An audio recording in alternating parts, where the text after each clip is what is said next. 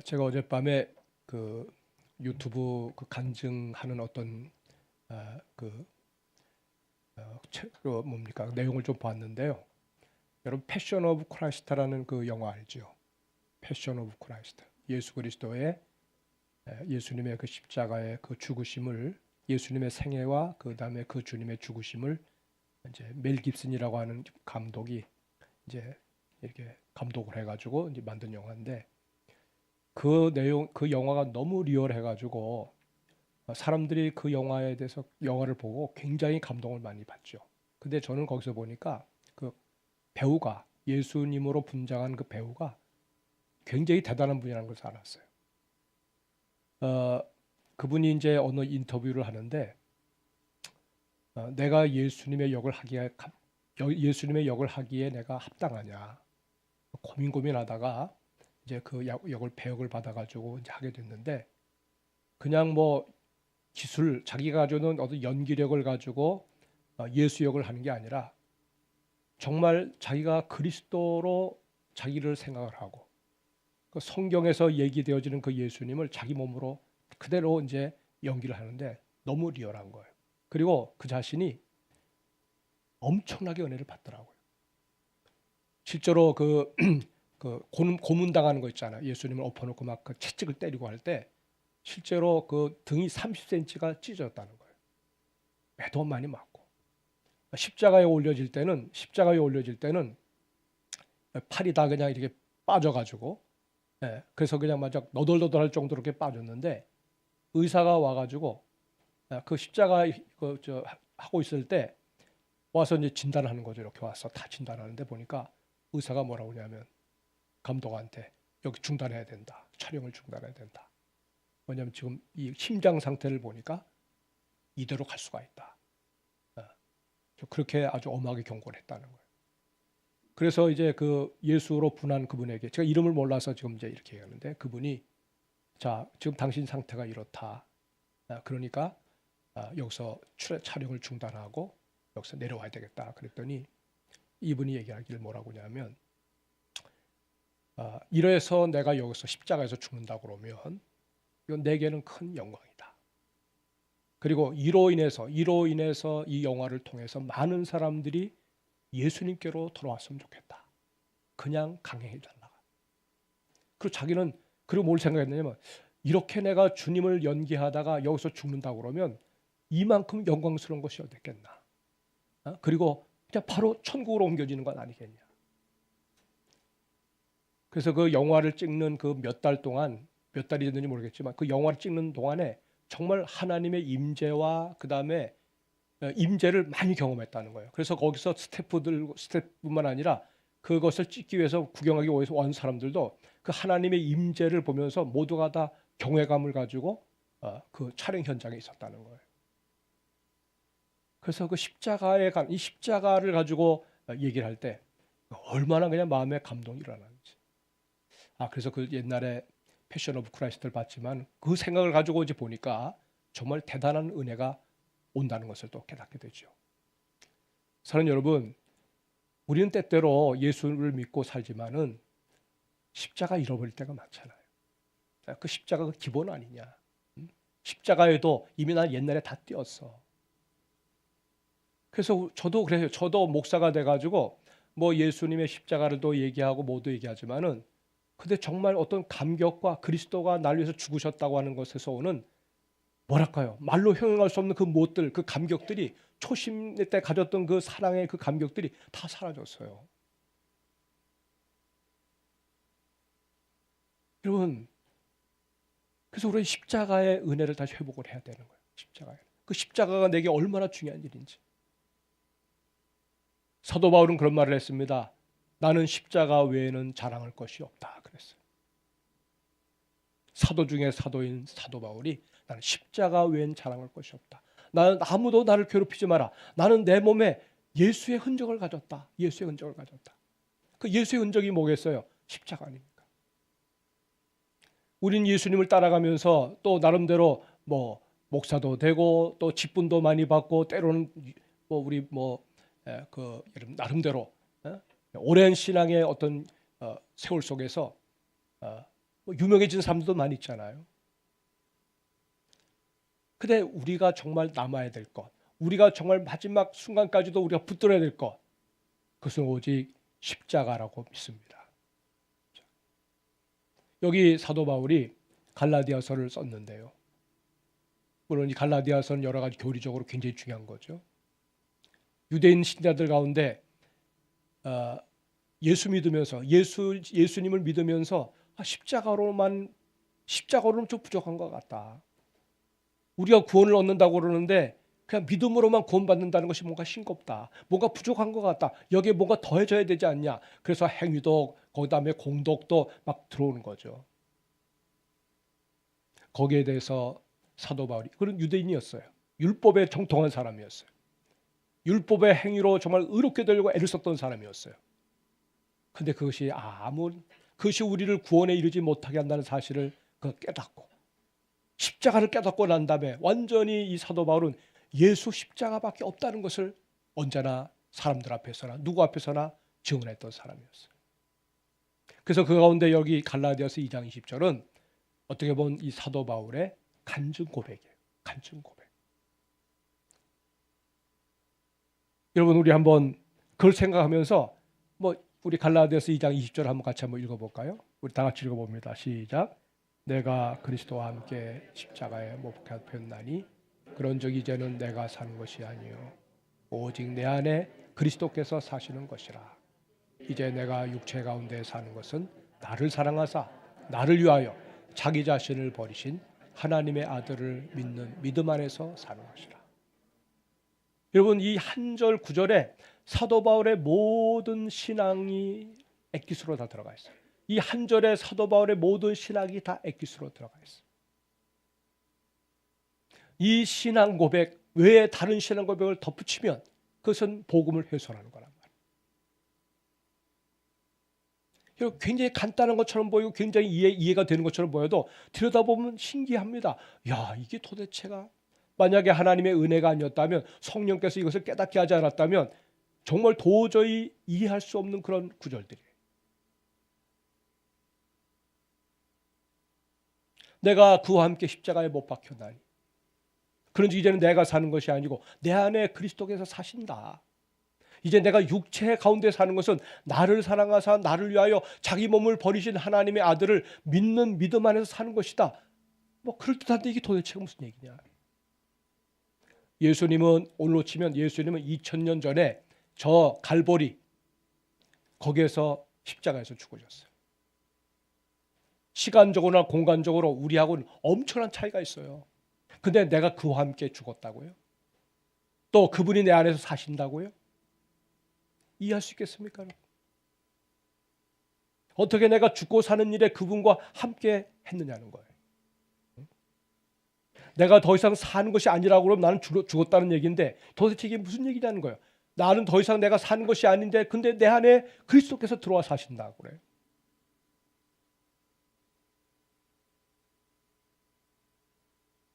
어떻게 십자가에 못 박힌 그 예수가 내 안에 들어오셔서 내 안에서 사시느냐는 거죠. 다시 사신 그 주님이 내 속에 계시겠다고 하는데 그렇다면 그분이 내 안에 사시는 증거가 뭐냐? 증거가 뭐냐?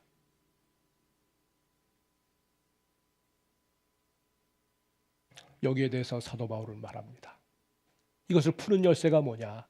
믿음이라고 얘기합니다. 믿음. 오늘 여러분 이렇게 예수님의 십자가의 죽으심이 내 죽음이고 예수님의 다시 살아나심이 나의 삶이라고 하는 것이 받아들여지는 거, 용납되어지는 거, 이건 우리 안에 하나님께서 그것을 믿게 하시는 믿음 때문이라는 사실을 믿으시기 바랍니다. 믿음을 주셨으니까 믿어지는 거예요. 믿어지는 거예요. 여러분 예수님의 십자가와 부활은 우리의 구원의 시작입니다. 십자가가 있어서 내가 사망에서 생명을 얻었습니다. 십자가가 내 구원의 출발점입니다.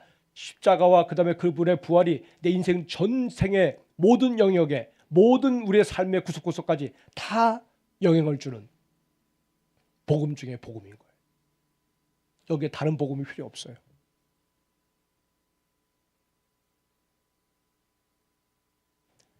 여러분, 우리가 믿을 때 예수 그리스도가 2000년 전에 죽으신 그 십자가가, 그 믿음 안에서 내가 믿을 때 그 십자가가 바로 내게 다가옵니다. 시공간을 초월해 가지고 그리스도가 내 인생 가운데 들어오셔서 나를 그분의 십자가로 끌어올려서 나와 함께 십자가에서 같이 죽으시는 거예요.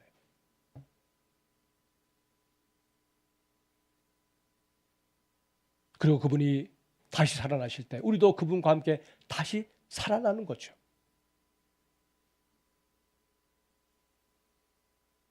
우리 하나님은 시공간의 제한을 받지 않으십니다. 우리 하나님은 능치 못하심이 없습니다. 주님은 시간의 주인이십니다.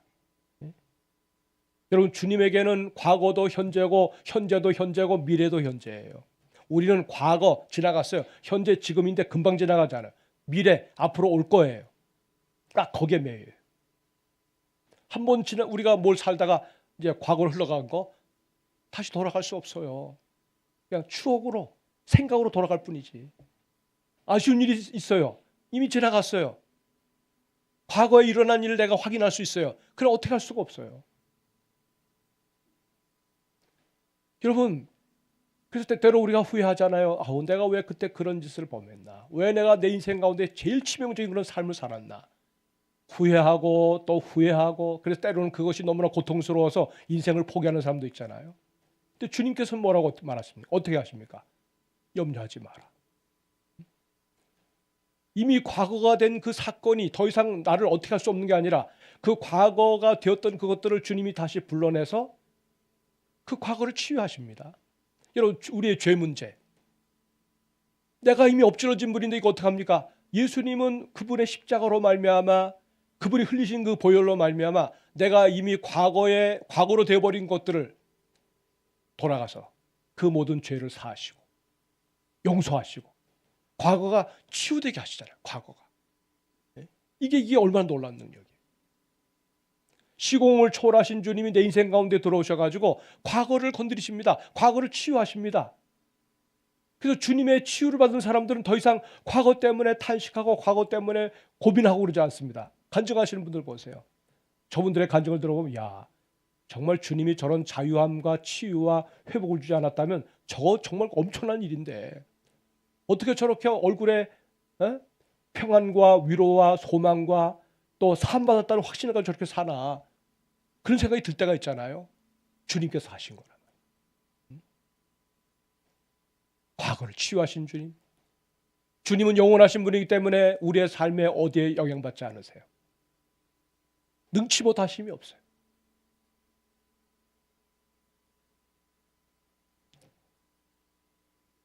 여러분, 우리는 십자가로 말미암아 죽었다고 그랬어요. 근데 뭘 죽었느냐 할 때 보니까 나의 옛자아가 죽었다는 거예요. 내 옛자아가. 옛자아를 죽게 하시는. 여러분, 이 옛자아는 뭡니까? 아담 안에서, 범죄한 아담 안에서 형성된 옛사람이에요. 우리 안에 다 자아가 있어요. 범죄하기 전 아담은 그 자아를 가지고 있었는데 그 자아가 범죄함으로 말미암아 이제 그것이 우리의 인생의 이제 중심이 되어 버렸어요. 하나님을 몰아내고 낸 다음에 이 자아가 내 삶의 주인 노릇을 합니다. 예의 없이 이 자아가, 여러분의 개개인이 가지고 있는 그 자아가 여러분의 중심에 있어서 여러분을 우리의 주인 노릇하고 있는 거예요. 인생을 사는 대부분의 사람들은 바로 이 자아를 만족하게 해주기 위해 살아요.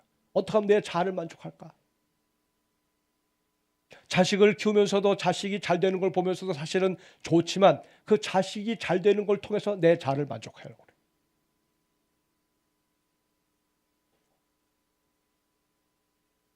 돈을 벌든지 아니면 지위를 높은 지위에 올라가든지 아니면 여러분 내 인생 속에 뭔가 행복한 어떤 사건들이 터지든지 심지어는 하나님조차도 내 자아 만족을 위해서 우리가 이용하는 거예요. 내 자아가 내 인생의 주인입니다. 그래서 누구든지 이 자아를 건드리면 원수지간이 돼요. 하나님도 내 심기를 건드리면 그때부터 하나님도 국물 없어요. 하나님도 밀려나. 변두리로 밀려나요.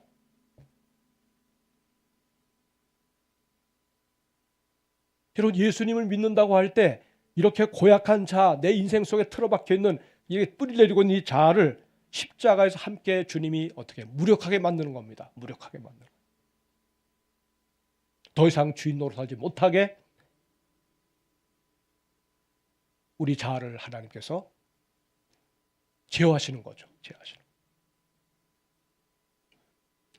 주님은 우리의 옛자, 이것을 옛사람이라고 불러요. 이거를 주님께서 성령으로 말미암아 치유하시고 성령으로 말미암아 처리하시고, 그래서 우리 안에 새로운 자아를 넣어주셨어요. 그 새 사람이죠. 새 사람. 고린도후서 5장 17절에 보니까 누구든지 그리스도 예수 안에 있으면 새로운 뭐예요? 피조물이라. 피조물. 예수 안에 있는 우리들이 가지고 있는 그 새 사람, 새 사람을 우리가 가지고 있어요. 옛자는 패스트웨이, 지나가 버렸어. 자기가 주인 노릇하던 그 옛 자의 자리를 그리스도께서 앉으셔서, 그리고 그리스도께서 통치하시도록 그분에게 왕권을 부여해서 내 인생의 왕자에 그분을 앉혀드리게 됐어요. 이게 예수 믿는 사람들의 모습이에요. 그래서 우리가 이제 몸을 가지고 살지만 더 이상 우리는 옛자에 굴복하지 않습니다. 더 이상 옛자가 내 주인 노릇하는 것을 우리가 못하게 막아버려요. 거기에 동의하지 않습니다. 오직 내 안에서 왕으로 오신 예수님에게 통치권을 넘겨드린 거예요. 여러분, 우리 예수님은 굉장히 인격적인 분이시죠. 그래서 요한계시록 3장 20절에 보면 우리 인생의 문을 두드리고 계시죠.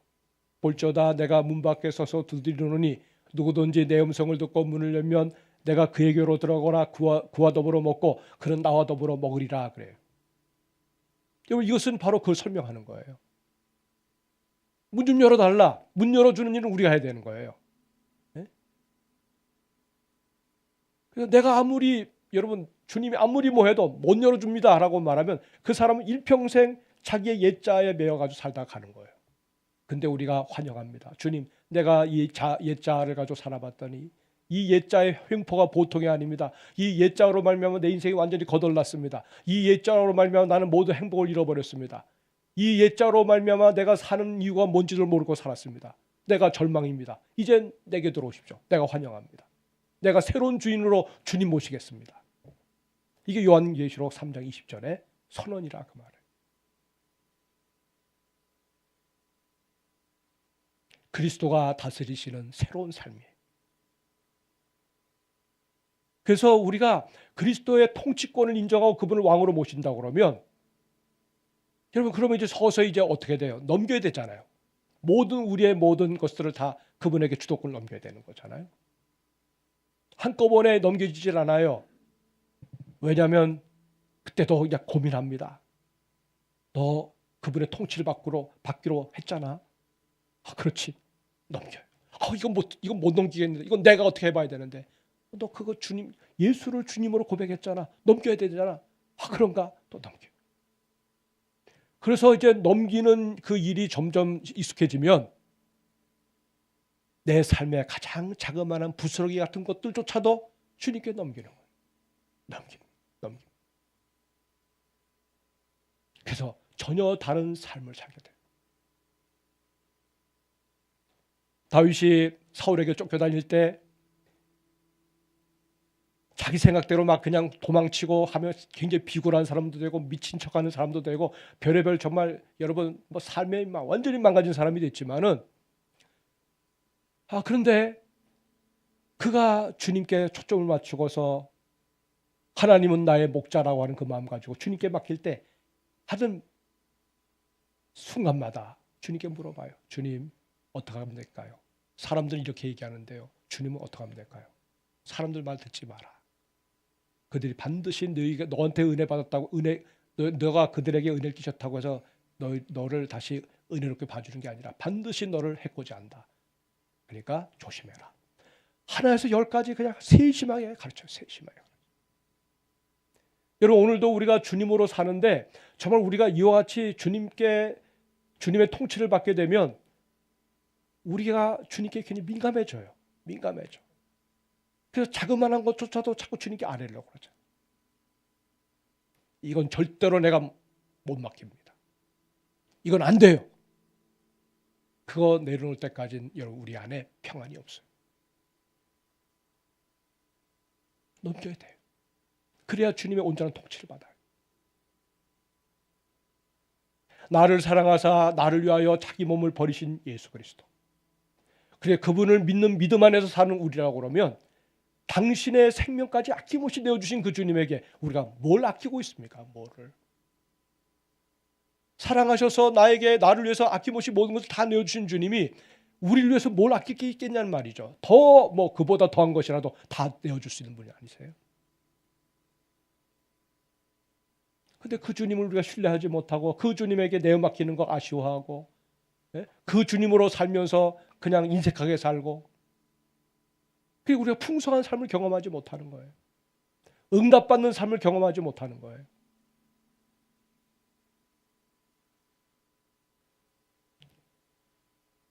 예수님은 우리 안에 사시면서 왜? 그분은 부활하신 주님이잖아요. 부활하신 주님이 영광의 보좌 위에도 계시지만 성령으로 말미암아 부활의 영으로 우리 각자의 마음 가운데 들어와 사신단 말이에요. 그래서 우리가 믿음으로 그 주님을 바라볼 때 그 주님이 우리 안에 들어오셔서 우리의 삶을 당신의 인생으로 만들어 사시는 거예요. 그러니까 우리 성도들의 수준이 보통 달라지는 게 아니에요. 그냥 어떻게 하다가 내가 하나님 의지해가지고 내가 제대로 한번 돈도 벌어보고 출세도 하고 잘 살아봐야지 이게 우리의 단순한 어떤 욕심이라고 그러면 우리 주님은 우리를 통해서 당신의 인생을 만드신단 말이에요. 그러니까 우리 하늘 아버지가 우리를 바라볼 때마다 와 여기 다른 예수가 아니네. 내 아들 예수와 똑같이 사네. 내 아들 예수가 가지는 그런 똑같은 모습으로 나를 기쁘게 하네. 왜? 예수의 인생으로 산 주인공들을 만들어 놓으셨으니까. 여러분 주님이 능력이 없어서 아무도 못하는 것이 아닙니다. 우리가 주님의 손발을 묶어버렸어요. 그러니까 주님이 우리 안에서 주인이시지만 명목상 주님이세요. 실질적인 힘이 없어요. 힘이 없어요. 그리고 우리는 그냥 그걸로 만족하고 삽니다. 그러니까 신자들의 삶에 힘이 없는 거예요.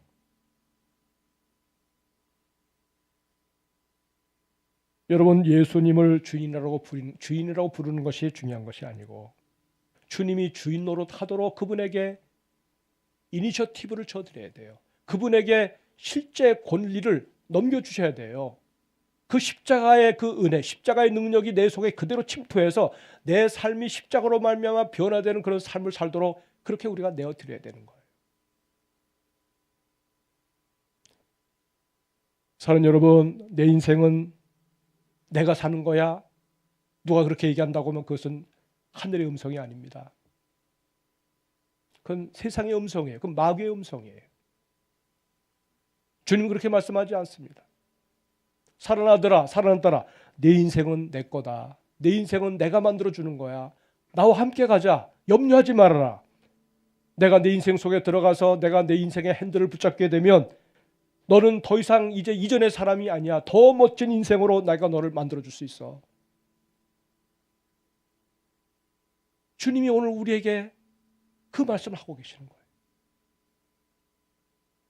누가 내 인생의 주인이냐 하는 거예요. 누가 내 인생의 주인이냐에 따라서 그 왕국이 여러분 그 주인의 왕국이 되고 예수를 주인으로 모신다면 주님으로 모신다면 그 주님의 나라가 우리의 나라가 되는 거죠. 내가 세우는 나라가 그리스도의 나라가 되는 거란 말이에요. 우리는 얼마든지 여러분 뒤로 빵꾸 할 수 있어요. 빵꾸? 네, 뒤로 물러갈 수 있어요. 네? 언제든지 옛날로 돌아갈 수 있단 말이에요. 잘 믿다가 미끄러지는 사람들이 얼마나 많은 줄 아세요? 목사가 됐지만 후년에 가가지고 노년에 가서 완전히 예수 없이 사는 그런 목회자들도 있어요. 부인하는 목회자들도 있어요. 틈만 나면 우리의 왕권을 우리 안에 계시는 그리스도의 왕권을 뺏어가지고 다시 그 자리를 치고 들어가려고 하는 세상에 여러분 잡단 그런 권력들이 얼마나 많은지 몰라요. 옛자가 반영을 일으키는 겁니다. 그래서 우리 날마다 자기를 쳐서 그리스도에게 복종시켜야 되는 거예요. 난 날마다 죽노라. 날마다 죽노라. 선줄로 생각하는 자는 넘어질까 조심해라. 내가 이 정도 수준에 올라왔는데 내가 누군데? 여러분, 그거 다 아니에요. 얼마든지 넘어질 수 있어요. 그래서 우리는 은혜의 수단을 동원해가지고라도 주님의 왕권을 지켜드리고 주님의 주님 되심을 지켜드리면서 그렇게 살아야 되는 거죠. 그래서 바울은 날마다 나는 죽는다 그랬어요. 내가 막 부스부스 올라오니까. 여러분, 옛자가 잘 되면 큰일 나는 겁니다. 그리스도 안에서 새롭게 된 피조물이 잘 돼야 되지. 새로운 피조물이 잘 돼야 되지. 옛날에 내 옛자가 잘 되면 그것은 주님과 점점 멀어지는 것이고 그것은 하나님의 나라에 이룰 수가 없게 되는 거예요. 오늘 우리 사랑하는 성도 여러분, 성찬에 참여합니다. 날 위해서 죽으시고 날 위해서 다시 살아나신 예수 그리스도. 여러분, 말이 그렇지. 내가 여러분을 위해서 내가 내 목숨 내놓겠다 그러면 그게 되게 쉽게 되겠어요? 내가 자식을 위해서 한번 내 목숨 한번 내볼까? 쉽게 되겠어요? 예수님은 우리를 위해서 아낌없이 자신을 다 내주셨어요. 그래서 그 주님을 위해서 우리가 내 자신을 내어드리면 그 주님이 내 인생을 가지고 위대한 인생으로 하나님이 기뻐하시는 인생으로 만들어 주시겠다는 거예요. 그 주님의 손발을 묶는 자가 아니라 그 주님이 마음껏 우리를 위해서 사용하셔서 하나님이 기뻐하시고 당신이 기뻐하는 그런 하나님의 사람으로 만들어주는 일에 우리가 믿음으로 내드리면 그 열매를 우리가 거둘 수가 있게 되는 거예요.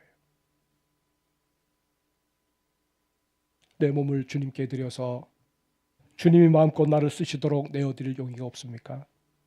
그럼 변화가 일어납니다. 막장 인생을 산 사람들 가운데 그리스도가 들어와서 모든 사람들이 보기에 놀라워할 만한 위대한 인생을 사는 사람들이 많아요. 그런 간증을 가진 사람들이 많아요. 예수님이 행하신 일이에요. 조지 물러라고 하는 유명한 사람을 아실 거예요. 불량 청년이었어요. 주님 모시고 난 다음에 자기 몸으로 그리스도의 인생을 산 사람이었어요. 5만 번의 기도의 응답을 경험한 것을 꼼꼼히 써가지고 기도로 고아원을 운영하고 기도로 하나님 앞에 응답받으면서 정말 멋진 간증을 남겼던 사람 바로 조지 물러가 있어요. 여러분, 그런 망나니도 그런 인생을 사는데 우리라고 해서 못 살 게 뭐가 있어요? 주님과 나의 관계가 어떠냐는 거예요. 내가 그리스도와 함께 십자가에 못 박혔나니 그런즉 이제는 나는 그런지 더 이상 내가 사는 것이 아니고 내 안에 그리스도께서 사신 것이다. 이제 내가 육체 가운데 사는 것은 나를 사랑하사 자기 몸을 위하여 자신을 내어드린 예수 그리스도를 믿는 믿음 안에서 사는 것이다. 이 바울의 고백이 사랑하는 여러분, 이 마지막 때를 사는 우리들의 신앙 고백이 될 수 있기를 주의 이름으로 축복합니다. 아멘.